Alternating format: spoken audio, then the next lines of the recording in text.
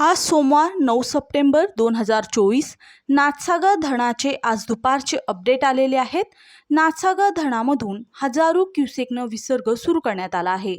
धरणात सध्या किती आवक येत आहे, याशिवाय किती क्युसेकनं विसर्ग सुरू करण्यात आला आहे, हे सविस्तर आपण या बातमीच्या माध्यमातून पाहूयात.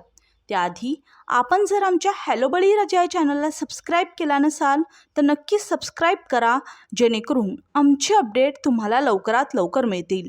आज सोमवार 9 सप्टेंबर दुपारच्या आलेल्या अपडेटनुसार नाथसागर धरणाचा एकूण पाणीसाठा हा 99.99 TMC इतका झाला आहे.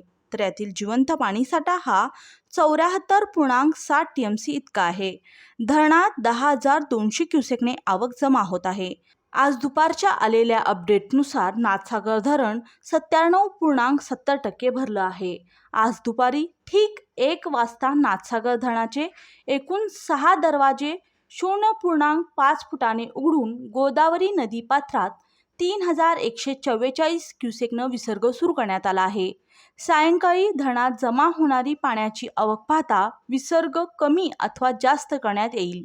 यामुळे नाथसागर धरण प्रशासनाकडून नदीकाठच्या गावांना सतर्कतेचा इशारा देखील देण्यात आला आहे.